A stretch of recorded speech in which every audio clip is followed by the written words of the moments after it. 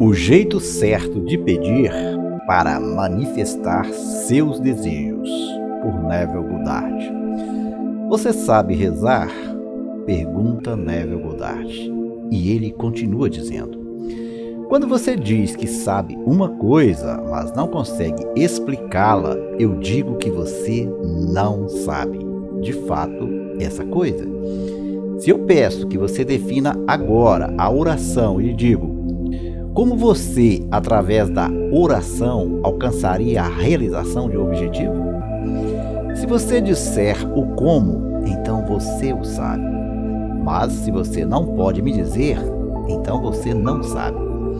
Nós, seres humanos, somos criaturas de hábitos. Nos acostumamos com o hábito de aceitar como verdade aquilo que nossos sentidos estão nos mostrando. Mas isto é um erro. Nunca aceite como verdade o que você não quer que seja verdade, mesmo que seus sentidos mostram o oposto. A consciência é uma só e a única realidade. Não há ninguém mais a quem possamos recorrer depois que descobrimos que nossa própria consciência é como Deus. Porque Deus é a causa de tudo e não há mais nada além de Deus. Você não pode dizer que o diabo causa algumas coisas e Deus outras. Seu mundo é um gigantesco espelho que constantemente está dizendo quem você é. Suas orações não serão menos sagradas se você, ao invés de pedir aos céus para lhe conceder determinado desejo, recorrer à sua própria consciência, aceitando que esta já é a sua realidade.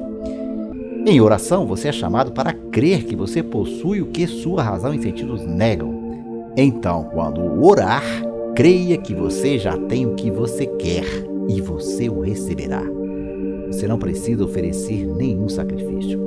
Não permita que ninguém diga que você deve lutar e sofrer. Não é necessário força para a realização do seu desejo. A única oferenda aceitável é um coração agradecido. Todos os estados da mente, diferente do estado de desejo realizado, são uma abominação, superstições que não significam nada. Se eu pudesse definir a oração para qualquer pessoa e expor isso tão claramente quanto eu pudesse, simplesmente diria: a oração é o sentimento de desejo realizado. Sabendo que, quando caminho com esta atitude, minha convicção assumirá a forma desse algo consumado. A visão espiritual confirma a realidade no momento chamado agora. Para a visão espiritual, o passado e o futuro são meramente imaginários. O passado e o futuro são o pleno momento presente para a visão espiritual.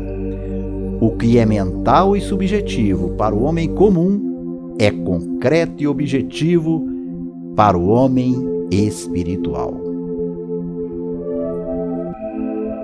Agora, um recado final. Você sabe que para ter resultados financeiros concretos em sua vida é necessário uma reprogramação mental completa. Por isso, quero convidar você a conhecer um método simples, rápido e praticamente automático que te ajudará a programar sua mente para prosperar e nunca mais te falte dinheiro. Acesse o link na descrição ou no primeiro comentário para conhecer o método completo. E se você gostou aqui desse vídeo, não se esqueça de deixar o seu like. Gratidão imensa por assistir.